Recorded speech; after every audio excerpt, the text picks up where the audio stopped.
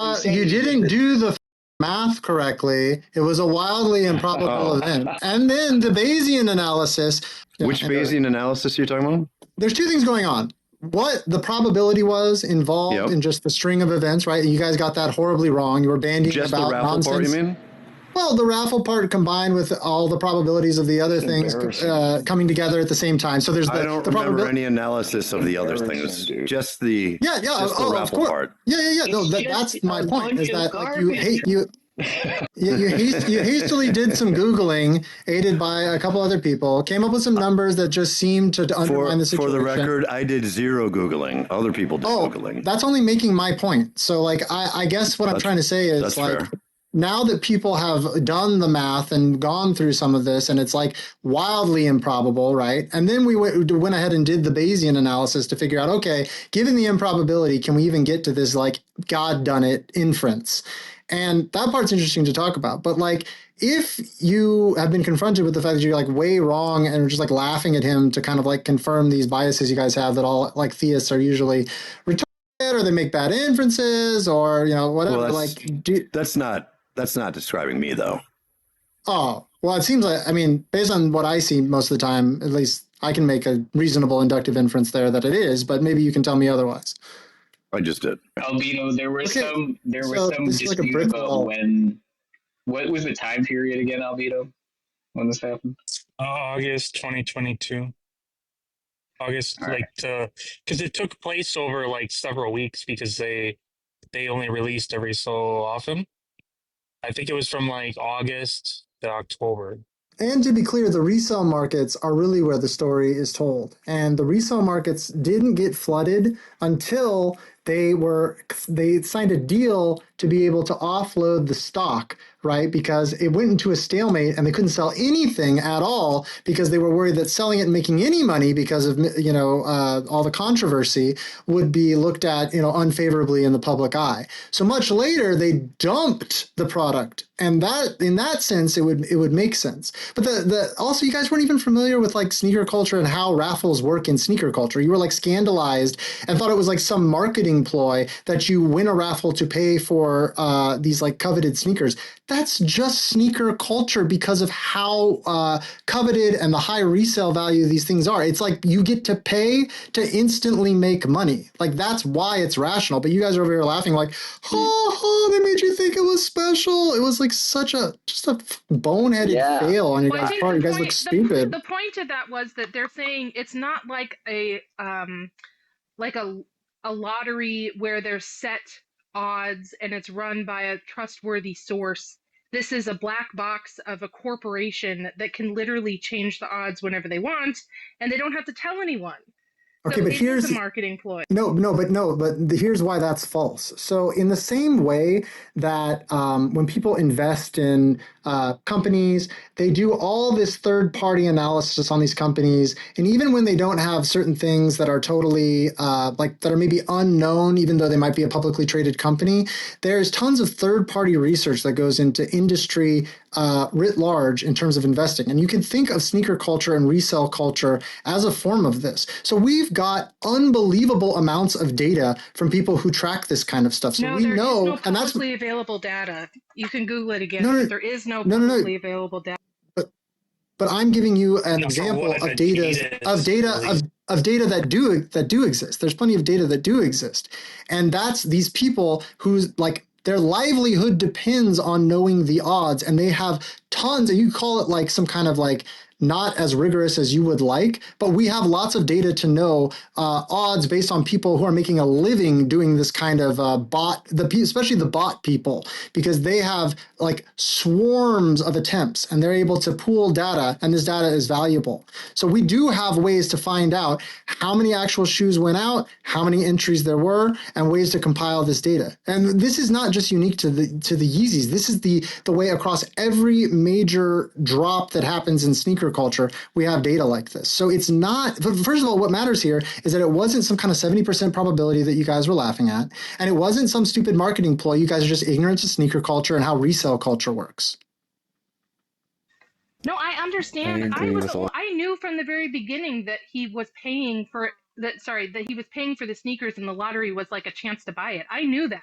They did. I did not. So I understood that that's what was happening from before because I'd heard the story before and I understood how those lotteries work. My issue again is just that it's not a set thing. He could be signing up for something and the company can just change the rules. They don't have to notify anybody and they never have to make it public. That was my point. And Yeah, sure, they could, but the fact is that the data we do have supports that it's still extremely rare to win. And part of that is that there is an incentive. This is the thing, the resale market, like I'm intimately involved in all this. The resale market tells you, just like it does in many industries, the second there is a flood of product, right? Because the prices tank. And we can see exactly when that happened. Go on a site like StockX. StockX even has this, they've turned resale culture into kind of like a stock style analysis where we have graphs and charts and everything to see when the prices start to tank. And a lot of the time that's due for reasons around popularity, but also around flooding of the market with stock. So my point here is that I think you guys owe Albedo an apology because we spent the time on the internet and with ChatGPT really going through and doing the math. yeah, we all and apologized we came out with already. numbers. We did this for hours yesterday. The fact that you weren't here for it doesn't really mean that we have to So- research it again. So, Okay, Jane- if you already did it, I'm good with it. I just want to make sure it happened. Okay, that's what I want to make sure. Oh, all right.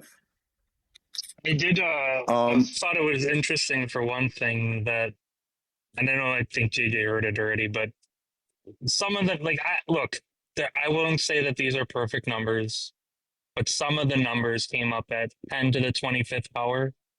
And I asked ChatGPT to just kind of give like an analogy for what that looks like. And one of the things, it gave a few different ones. I'm not looking at my phone right now. I can't specifically, but the one I do remember was the odds of getting in 1.1 million in a given year We lost by you. lightning every day, twice a day for the next 1,000 years. Yeah, that sounds really unlikely. Truthy, where do the numbers come from? I found StockX, and I haven't looked through it very much. Is that where the numbers came from?